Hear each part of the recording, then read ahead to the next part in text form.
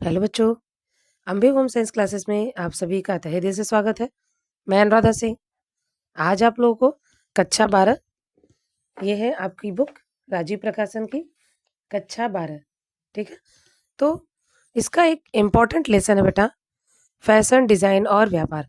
Important तो बेटा हर एक लेसन होता है, अगर वो आपके सिलेबस में है तो हर एक लेसन इम्पॉर्टेंट है, क्योंकि कोई ऐसा लेसन नहीं होता है जिस लेसन से आपके बोर्ड के एग्जाम में क्वेश्चन ना आए।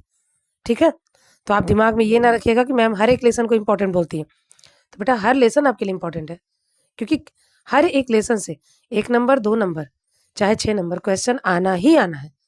तो आप सबके लिए हर एक लेसन इम्पोर्टेंट है।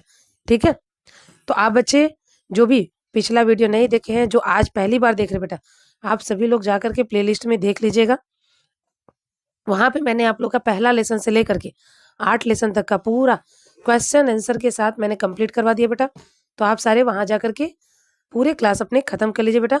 आप लोगों को उससे बहुत सारा लाभ मिलेगा, ताकि आप बोर्ड के एग्ज़ाम में अच्छा नंबर पा सकें। तो आज हम लोग शुरू करेंगे बेटा फैशन डिज़ाइन और व्यापार। तो सारे बच्चे वीडियो लास्ट तक देखेंगे, और जहाँ भी लगेगा कि नहीं हमें इसे नोट डाउन करना चाहिए बेटा, तो आप ज़रूर इसको अपनी कॉपी में लिख लीजिएगा। ठीक है, तो चलिए हम लोग शुरू करते हैं। ये फैशन डिज़ाइन क्या होता है? जो आज का समय है बेटा, जो हमारा वर्तमान समय है, हम सभी लोग फैशन के पीछे भाग रहे हैं। कुछ भी मार्केट में चीज़ आती है, हमें वो अच्छी लगने लगती है और हम उसे तुरंत एक्सेप्ट करने की कोशिश करते हैं। तो फैशन दिन पे दिन बढ़ता ही जा रहा है। पहले आप अपने दादी से, मम्मी से या आपके घर में जो भी पूर्वज होंगे, आप उनसे बात करते हैं, वो ज़रूर आपसे कहते होंगे कि हमारे ज़माने में तो बस इतना ही था, हम लोग तो ऐसे करते थे। लेकिन अब क्या है, चीज़ें बदलती जा रही हैं। कुछ तो ऐसे फैशन है जो आपके दादी के ज़माने में था और आज वही फिर से फैशन आया है, जैसे थोड़ा-सा परिवर्तित कर दिया गया। कुछ आपकी मम्मी के ज़माने का होगा, जो वापस से आया है, लेकिन हूबहू नहीं, उसको थोड़ा-सा परिवर्तित करके, यानी उसको थोड़ा-सा मॉडिफ़ाई कर देते हैं। वो चीज़ें नई हो जाती हैं और हमारी क्या बन जाती है, फैशन। तो विश्व में फैशन डिज़ाइन और व्यापार सबसे अधिक महत्वपूर्ण जीवन के लिए एक विकल्प है। आजकल बेटा जो भी फैशन डिज़ाइनिंग में जा रहे हैं, और होम साइंस की बच्चियाँ, जो होम साइंस की बच्चियाँ हैं, वो भी अगर फैशन डिज़ाइनिंग का कोर्स करती हैं, डिप्लोमा करती हैं बेटा, तो एक अच्छे पोस्ट पर जाती हैं और एक अच्छा जॉब पाती हैं। क्योंकि आजकल जो भी बड़ी हस्तियाँ हैं, जो भी बिज़नेसमैन हैं, जो भी पैसे वाले लोग हैं, उनका कोई ना कोई एक फैशन डिज़ाइनर ज़रूर होता है। ठीक है? तो भारत में जहाँ वस्त्र निर्माण उद्योग सदियों से विकसित हो रहा है, वहीं फैशन डिज़ाइन के क्षेत्र में भी भारत तेज़ी से वृद्धि कर रहा है। और इसी वृद्धि के कारण परिधान में और डिज़ाइन में हम नई-नई चीज़ों को देख रहे हैं। नई-नई चीज़ें ऐड हो रही हैं, नए-नए चीज़ों को हमें देखने को मिल रहा है। तो फैशन उद्योग से व्यक्ति की भौतिक आवश्यकताएँ व रचनात्मक इच्छा पूरी होती है। हम जैसा सोचते हैं, हम उसे ज़रूर बनाने की, पाने की इच्छा रखते हैं और कोशिश भी करते हैं।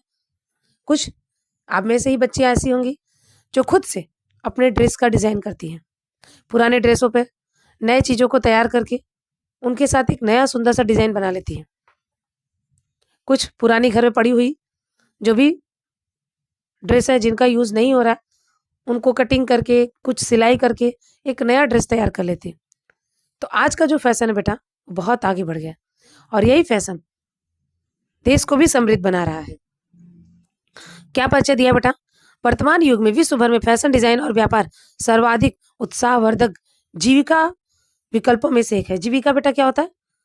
अपने जीवन में जो भी आपने सोचा है अपना करियर बनाने के लिए, उसके अवसर उपलब्ध कराता है। आज फैशन जगत में नित्य नए प्रकार के वस्त्र एवं परिधान का प्रयोग किया जा रहा है। हम देख रहे बेटा, आप एक शादी में जाओगे कुछ आपको नया दिखेगा, दूसरे शादी में जाओगे कुछ नया दिखेगा। तो आप हर जगह कुछ ना कुछ विलक्षण चीज़ें देखते रहते हो, कुछ ना कुछ नए डिज़ाइन देखते रहते हैं। किसी-किसी के तो ड्रेस ऐसे ही लगते हैं कि समझ में नहीं आता कि इसकी सिलाई किधर से हुई होगी, ये बना कैसे होगा?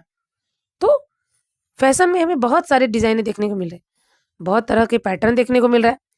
भारत प्राचीन काल से ही वस्त्र निर्माण में अग्रणी है, क्योंकि भारत में सूती वस्त्रों का साक्ष्य बहुत पहले से मिला है, 5000 वर्ष पहले। तो वस्त्र का निर्माण तो भारत बहुत पहले से कर रहा है। यहाँ के वस्त्र उद्योग सदियों से फल-फूल रहे हैं। तभी तो जब ब्रिटेन भारत में आए थे, तो यहाँ से जो भी हमारा रुई होता था, कॉटन, उसको लेके जाते थे अपने यहाँ और वहाँ उसे रेसे बनाकर वस्त्र तैयार करके सिलाई मशीन के द्वारा हमारे भारत में ला करके कम दामों पर बेचते थे। भले ही वो मशीन से तैयार करवाते थे, लेकिन हमारे यहाँ के कारीगर हाथ से इतने सुंदर सुंदर वस्त्र तैयार करते थे कि उसके आगे उनके वस्त्र भी फीके पड़ जाते थे। बस उसके दाम कम होते थे, इसकी वजह से लोग उन वस्त्रों को लेने के लिए विवश हो जाते थे। जैसे कुछ समय के पहले जब कोरोना नहीं आया था, हमारे दिवाली के त्योहारों पे हर एक मार्केट में लाइट से लेके जो भी झालर मोती होते, चाइना की माल बहुत ज़्यादा बिकती थी। हर कोई चाइना लेके आता था, सस्ता मिलता था और सबको लगता है चलो एक ही सीजन तो यूज़ करना है, फिर तो खत्म। तो हम सस्ते के पीछे चले जाते हैं, लेकिन ये नहीं जानते कि उसकी क्वालिटी क्या है। तो भारत में जो वस्त्र सिले जाते थे वो हाथ से सिले जाते थे और उसकी क्वालिटी जो विदेश से बनकर वस्त्र आते थे मशीन के द्वारा, उसके आगे कई गुना अच्छा होता था। शुरुआत में वस्तुओं तथा शिल्प का विनिमय व्यापार पद्धति थी।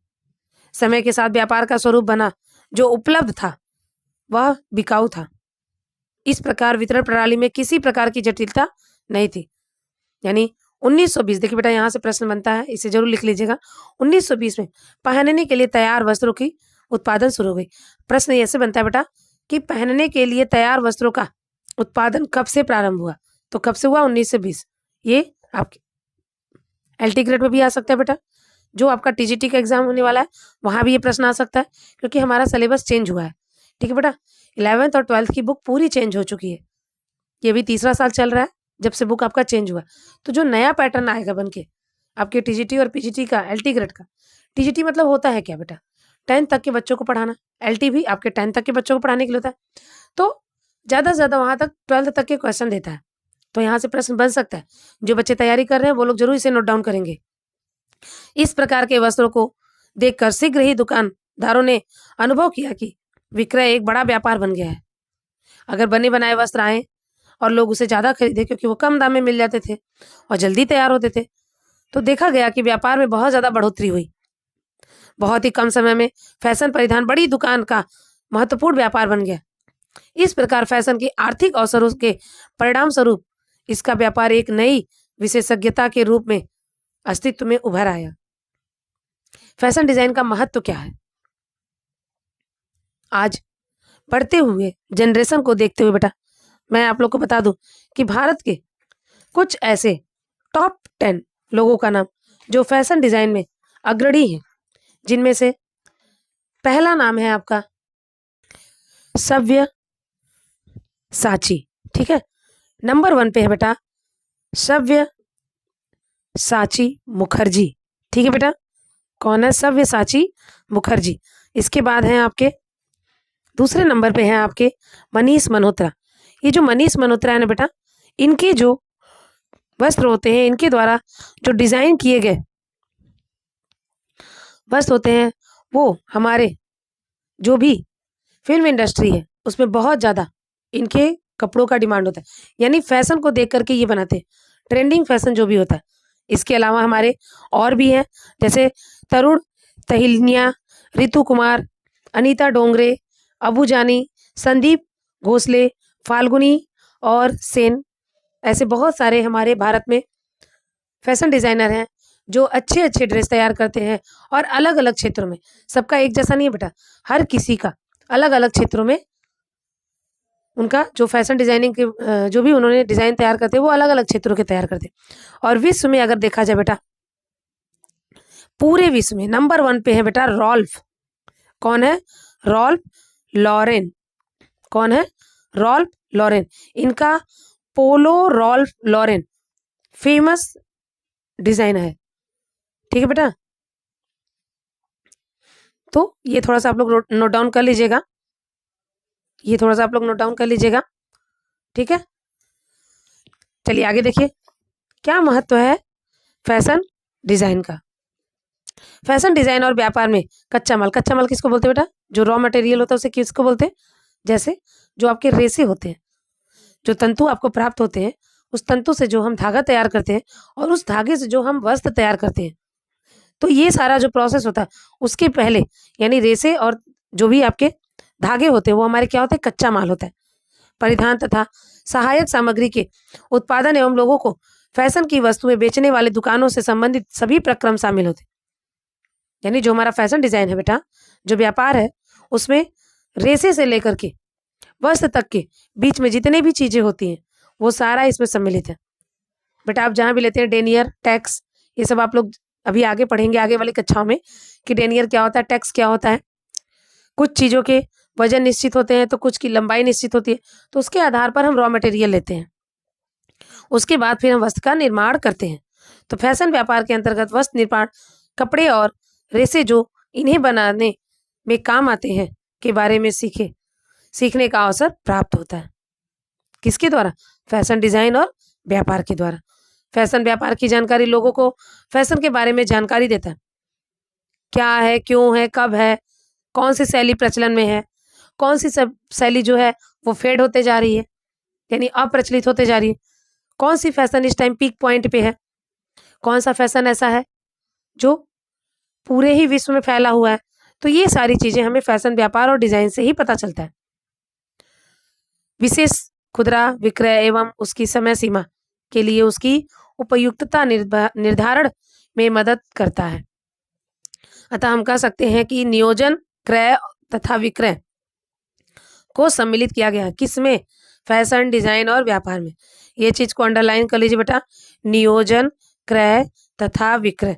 अब देखिए यहां से कैसे प्रश्न बन सकता है, मैं आप लोग को दिखा रही हूँ बेटा।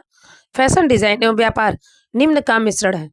ठीक है, क्या प्रश्न बना है? फैशन डिजाइन एवं व्यापार निम्न का मिश्रण है। तो किसका मिश्रण है? नियोजन, क्रय और विक्रय। अब यही प्रश्न बेटा अगर टीजीटी में या एलटी में या जो भी है आपके नेट के एग्जाम अगर उसमें आ जाएगा तो हम जरूर सोचेंगे ना बेटा कि ये प्रश्न आया कहाँ से, लेकिन ये हमारे हूबहू यही की लाइन है, बस हम इसको समझ नहीं पाते। दूसरा प्रश्न बेटा, सन खालिस्तान में पहनने के लिए तैयार वस्त्रों का उत्पादन प्रारंभ हुआ तो कब? 1920। अभी ये आगे मैं आप लोगों को बताऊंगी ये दोनों प्रश्न, फिर मैं वहां आपको दिखाऊंगी कि कैसे ये प्रश्न बने हैं। ठीक है बेटा, तो समझ में आ गया? ये आप लोग नोट डाउन कर लीजिएगा, नियोजन, क्रय और विक्रय के मिश्रण से ही हमारा क्या बना है? फैशन डिजाइन और व्यापार। यहाँ पे देखिए नोट करके दिया है ना, महिलाओं ने 1950 के दशक तक जींस पहननी प्रारंभ नहीं की थी। अब देखिए यहाँ प्रश्न बना है, सन 1950 से महिलाओं ने जींस पहनना प्रारंभ कर दिया। प्रश्न अगर बन गया कि महिलाओं ने जींस पहनना कब से प्रारंभ किया, तो कब से प्रारंभ किया? 1950 से।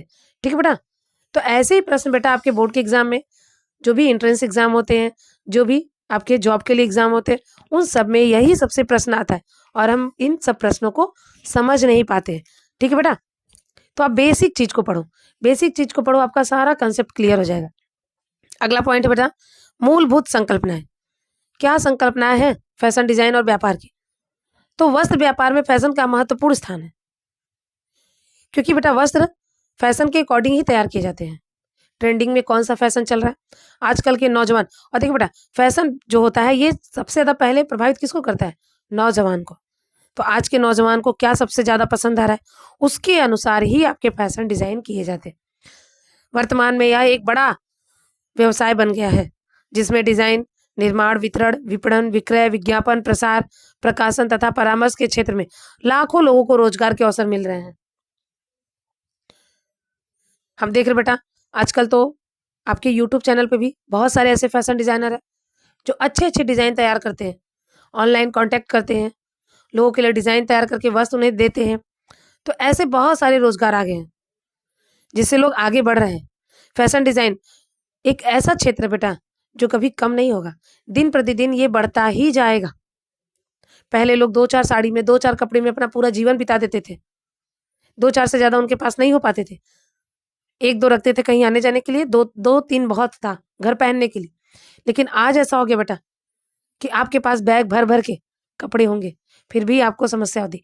एक शादी में अगर हम एक ड्रेस पहन लिए तो दोबारा हम नहीं पहनते, ऐसा बोलते हैं कि लोग देखे हैं, दोबारा पहनेंगे बोलेंगे इनके पास कपड़े नहीं है ना, क्योंकि मोबाइल का जमाना है, फेसबुक है, सोशल मीडिया है, आप हर जगह अपना फोटो पोस्ट करते हैं, उसको हजारों लोग देखते हैं। ठीक है, तो फैशन डिजाइन एक ऐसा व्यापार है बेटा जो दिन पे दिन आगे ही बढ़ता जाएगा। फैशन की प्रकृति तथा उसके कार्य करने के तरीके को समझने की विशेष आवश्यकता है। फैशन के मूल सिद्धांत तथा फैशन और उसे प्रभावित करने वाले कारक में परस्पर संबंध की कुछ संकल्पनाएं हैं जिन्हें समझना बहुत जरूरी है। तो क्या है वो संकल्पना? फैशन से संबंधित कुछ शब्दावलियां। मोस्ट इंपॉर्टेंट क्वेश्चन, यहाँ से नेट पे बहुत ज्यादा पूछे जाते हैं। ठीक है बेटा, तो चलिए हम लोग देखते हैं क्या है। यहाँ से बेटा आपके नेट में हर साल क्वेश्चन पूछता है कि फैशन टर्मिनोलॉजी क्या है, किसे क्या कहते हैं। ठीक है, तो आप बच्चे ध्यान से इसको देखिए और सारे को नोट डाउन करिएगा। बुक में है तो क्या हुआ, फिर भी आप अपने जो भी इंपॉर्टेंट नोट्स बना रहे हैं वहां पे लिखिएगा जरूर। तो फैशन एक जटिल विषय है और फैशन के विभिन्न पहलुओं के विषय में बात करने के लिए अक्सर कुछ शब्दों का हम प्रयोग करते हैं और उन शब्दों का क्या अर्थ है वो हमें सबसे पहले समझना है। तो पहला क्या है बेटा? फैशन। हम सब बोलते हैं ना आजकल का फैशन यही है। क्या है इस फैशन का अर्थ?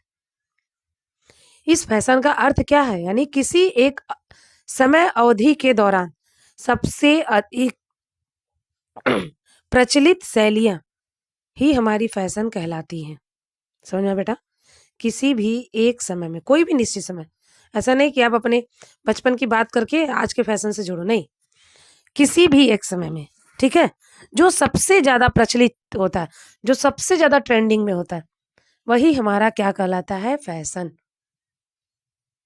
जैसे इस टाइम में जो भी चीजें ट्रेंडिंग में है वो आज की क्या है? फैशन है ना। लहंगा तो बेटा बहुत पहले चला रहा है, क्रॉप टॉप, वन पीस, ये सारी चीजें क्या है? आजकल की ट्रेंडिंग में है। तो ये क्या है? हमारा फैशन। लिख लीजिएगा, फैशन क्या बेटा? किसी एक समय अवधि के दौरान सबसे अधिक प्रचलित शैली या शैलियों को फैशन कहते हैं। दूसरा है शैली। स्टाइल क्या है? अब यहाँ पे हमने शैली शब्द देखा ना, ये शैली है क्या? आप लोग बहुत ज्यादा लोगों को बोलते बहुत स्टाइल मार रहा है ना, ये शब्द हम बहुत ज्यादा बोलते हैं, खास तौर से लड़कियां, लड़के, है ना, बाल्यावस्था में ज्यादातर बोलते हैं। क्यों? ये क्या है स्टाइल? आप बोलते हैं ना ये बहुत स्टाइलिश है, तो ये स्टाइलिश का मतलब क्या होता है? किसी परिधान में जो भी सहायक सामग्री की विशेष दिखावट अथवा विशिष्टता को ही हम क्या कहते हैं? शैली। कोई भी परिधान है, कोई भी ड्रेस है बेटा, उसमें जिस चीज को हम सबसे ज्यादा फोकस करते हैं, सबसे ज्यादा दिखाते हैं, वही क्या हो जाती है? शैली। समय के अनुसार शैली और फैशन, जो आपकी फैशन की शैली होती है वो बदलती रहती है, कभी भी सदैव बनी नहीं रहती है। तो स्टाइल समझ में आ गया बेटा?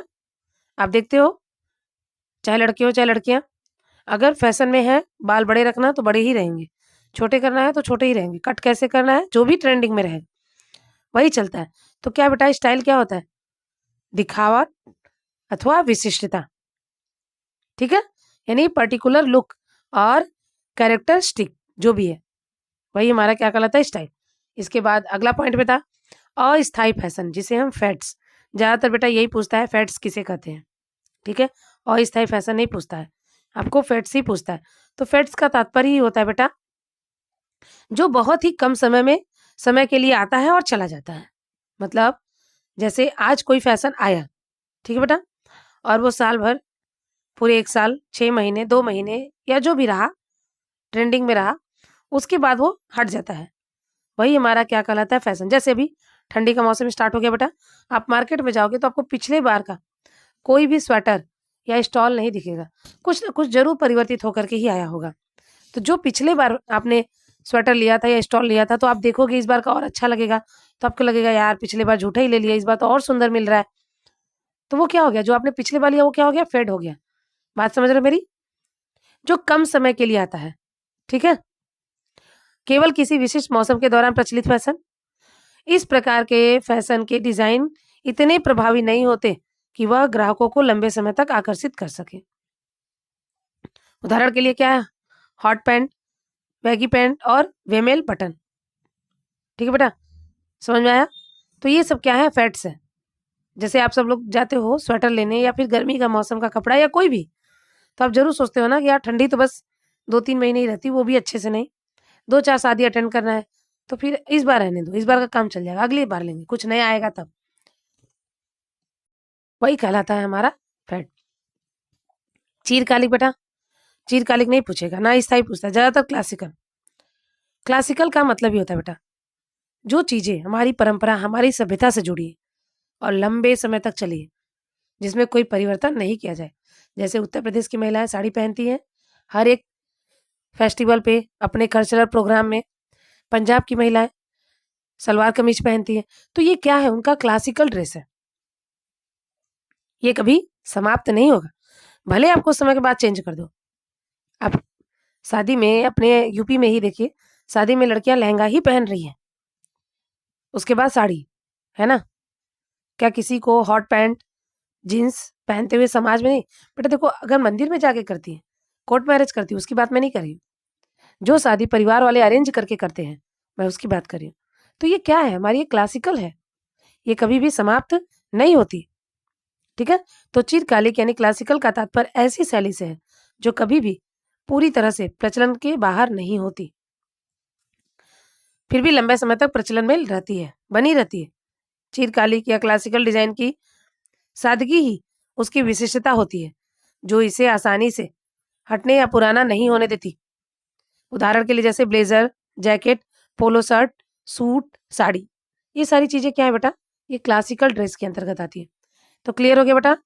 आप लोगों को फैशन संबंधी शब्दावलियां सबको समझ में आ गया? आगे बढ़े हम लोग। चलिए ठीक है। अगला पॉइंट बेटा, फैशन का केंद्र फ्रांस। क्यों फ्रांस को फैशन का केंद्र कहा जाता है? ऐसा कहा जाता था कि कोई भी फैशन अगर शुरू होता था तो फ्रांस से ही होता था। ठीक है बेटा? कहाँ से शुरू होता था? फ्रांस से ही शुरू होता था। और पेरिस को यूरोप की फैशन की राजधानी का नाम दिया गया है। यूरोप देश। ठीक है बेटा? किसको? पेरिस को क्या कहा जाता है? फैशन की राजधानी। तो यहां से भी प्रश्न बनता है, इसको लिख लीजिएगा आप लोग। तो देखिए बेटा, 18वीं शताब्दी की शुरुआत में अंतरराष्ट्रीय फैशन में फ्रांस का प्रभुत्व शुरू रहा। किसका प्रभुत्व रहा? फ्रांस का। औद्योगिक क्रांति से पहले लोग दो प्रमुख वर्ग जैसे अमीर और गरीब, दो भागों में बटे हुए थे। तो अमीर वर्ग जो होते थे बेटा, वो लोग ही फैशन कर पाते थे, वो लोग ही फैशन वाले कपड़े ले सकते थे। गरीब वर्ग वाले नहीं ले पाते थे, क्योंकि उनके पास इतना नहीं होता था। आज आप देख रहे हो ना बेटा, आज आज आज आप नहीं देख के किसी कह सकते कि ये गरीब है कि अमीर। उसके कपड़े, उसके पहनावे देख के तो आप बिल्कुल नहीं कह सकते। आजकल तो बेटा किसी के भी, गरीब के भी परिवार में अगर आप शादी में जाओगे तो भी वहां बच्चे अच्छे-अच्छे कपड़े पहनते हैं, महिलाएं अच्छे-अच्छे कपड़े पहनती है, जिन्हें देख के आप नहीं कह सकते कि ये गरीब है। लेकिन पहले क्या था बेटा? फैशन सिर्फ अमीरों के लिए था। तो 18वीं शताब्दी के अंत तक फ्रांस के सम्राट जो थे, लुईस 14वें, इन्हें याद रखिएगा बेटा, कौन?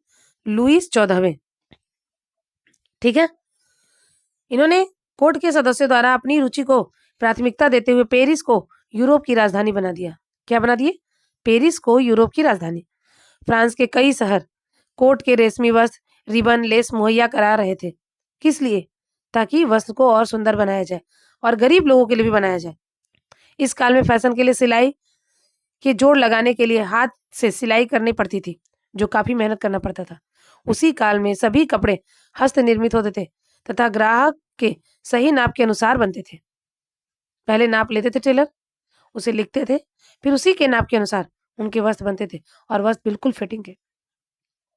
आप बेटा लगभग 1940, 50, 60 तक के भी जो भी मूवी है, उन्हें आप देखे होंगे, या फिर जो भी ब्लैक एंड व्हाइट मूवी है, आप उसमें देखोगे ना, तो जो भी हीरोइन है, वो जो भी ड्रेस पहनी बेटा, वो ड्रेस ऐसा लगता है, सूट ही पहनी हो, भले ही छोटा सूट हो, वो ऐसा लगता है ना कि शरीर में जाने के बाद बिल्कुल फिट हो गया। वो कैसे पहनी होंगी? इतना फिटिंग के ड्रेस होते थे। आज क्या है बेटा? आज ऐसे ड्रेस नहीं देखने को मिल रहे। कुछ होते हैं, ऐसा नहीं है कि नहीं है, लेकिन उस टाइम में जो ड्रेस बनते थे बेटा, वो लोगों के शरीर के अकॉर्डिंग बनते थे, उनके नाप के अकॉर्डिंग बनते थे। फ्रांस को शाही न्यायालय से समर्थन मिले तथा वहां रेशम उद्योग के विकसित होने के कारण यह फैशन का केंद्र बन गया। क्या बन गया? किसके कारण? रेशम के विकसित होने के कारण, रेशम उद्योग के विकसित होने के कारण। यहाँ परिधान निर्माण कला को कुटुअर, ये भी याद रखिए बेटा, ये प्रश्न बना था। कुटुअर और परिधान के पुरुष डिजाइनर को कुटूरियर। ठीक है बेटा? आपके बोर्ड के भी पेपर में ये प्रश्न आया था। जो भी परिधान निर्माण कला, जो भी कलाकार, उनको कुटुअर, पुरुष को कुटूरियर और महिला को कुटूरियरे कहा जाता था। नेट में भी ये क्वेश्चन बना था बेटा, नेट में भी ये क्वेश्चन बना था कि फैशन डिजाइनर में महिलाओं को क्या कहा जाता है, तो कुटूरियर। ठीक है, ये तीनों शब्द याद रखिएगा। परिधान निर्माण कला को कुटूर, परिधान के पुरुष डिजाइनर को कुटूरियर और महिला को कुटूरियरे। औद्योगिक क्रांति द्वारा बेटा वस्त्र निर्माण तथा परिधान उद्योग में प्रौद्योगिकी की शुरुआत हुई और इस प्रौद्योगिकी के द्वारा हमारा फैशन बहुत आगे बढ़ने लगा, चीजें बदलने लगी। ठीक है, और जो हमारा फैशन था ये समय के साथ साथ हमेशा बदलता चला गया और अधिक से अधिक वस्त्रों का निर्माण करने लगा। मशीन कार्गो तथा सूत काटने वाले यंत्रों का आविष्कार हो गया। इसी काल में ही अमेरिका के वस्त्र निर्माण उद्योग विकसित हुए। कहाँ के? अमेरिका के।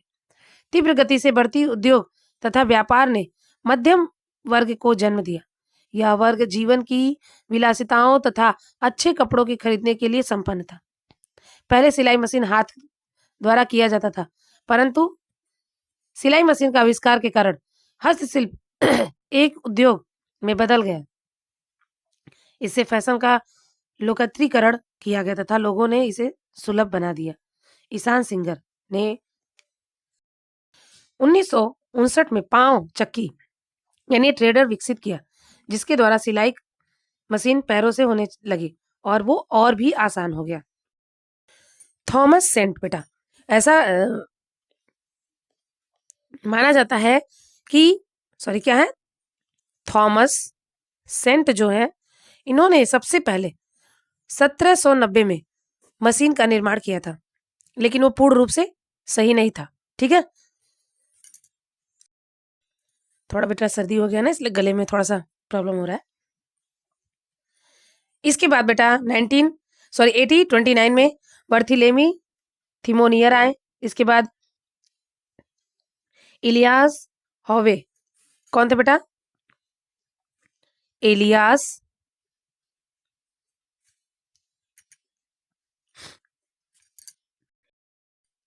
हॉवे कब किया था बेटा? 1846। और इनके आने से बेटा हमारे फैशन डिजाइन के जो भी औद्योगिक क्रांति में बहुत ज्यादा मदद मिला। किसमें? औद्योगिक क्रांति में बहुत ज्यादा मदद मिला। ठीक है बेटा, किसके द्वारा? इलियास हॉवे के द्वारा। ठीक है, और यहाँ पे क्या बेटा, ईशान सिंगर जिन्होंने 1859 में पांव वाली यानी ट्रेडर से चलने वाली मशीन का निर्माण किया, जिससे अब वस्त्र जो थे बहुत आसानी से सिलने लगे थे। टैटो तथा माल डिब्बों को ढकने के लिए कवर का निर्माण करने के लिए कपड़ों का उपयोग किया जाने लगा और लेवी स्ट्रॉम ने वर्ष 1849 में ज्यादा चलने वाली पैंटें बनाई, जिसमें औजार आदि रखने के लिए उन्होंने जेब का भी प्रयोग किया। बाद में ये पैंटें बहुत प्रचलित हुई और डेनिम्स कहलाने लगी। क्या कहलाने बेटा? आज भी डेनिम, जो डेनिम्स कंपनी का जीन्स है बेटा, उसका टक्कर कोई भी जीन्स नहीं दे सकता, भले ही महंगा होता है। एक बार आप ले लो, वो जल्दी फटता नहीं है। वास्तव में ये पहले बनाया गया था मजदूरों के लिए। क्यों? क्योंकि इसके कपड़े बहुत मजबूत होते हैं और ये फटते नहीं है, इसलिए बनाया गया था। क्योंकि जो मजदूर होते थे ना, वो लंबे टाइम तक कार्य करते थे, जिससे उनके वस्त्र घिसते थे, तो वो वस्त्र फटे ना, इसके लिए डेनिम्स का निर्माण किया गया था। तो यह एक ऐसा परिधान है जो विगत 150 वर्षों से एक जैसा ही है, इसमें कोई परिवर्तन नहीं है। वर्ष 1880 के दशक में महिलाओं ने स्कर्ट, घाघरा तथा ब्लाउज पहनना शुरू किया। अगर आपकी दादी लोग हों तो उनसे पूछेगा कि उनकी दादी ने भी तो उनको बताया होगा कि उनके जमाने में कैसे वस्त्र होते थे। पहले बेटा लोग क्या करते थे, कपड़े 2 टुकड़े फाड़ते थे, एक टुकड़ा ऊपर लपेट लेते थे और एक टुकड़ा नीचे। ठीक है, फिर 1880 के दशक से स्कर्ट, घाघरा, ब्लाउज पहनना लोगों ने शुरू किया। यह परिधान महिलाओं के लिए पहनने को तैयार कपड़े के निर्माण की ओर एक कदम स्वरूप था। इसकी लंबाई तथा कमर आसानी से मापी जाती, क्योंकि बेटा स्कर्ट क्या होता है, ऊपर से सिर्फ कमर पे आपको कुछ बांधना रहता था, मान लो उसमें इलास्टिक नहीं रहा होगा तो डोरी, फिर सीधे नीचे तक हो जाता था, तो ये आसान था सिलना। और इससे पूरा पैर भी कवर हो जाता था, तो ये आसानी से नाप करके सिलाई इसकी हो जाती थी।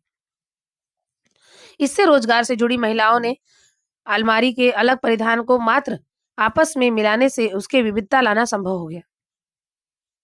ठीक है, तरह-तरह के उसमें परिवर्तन आने लगे।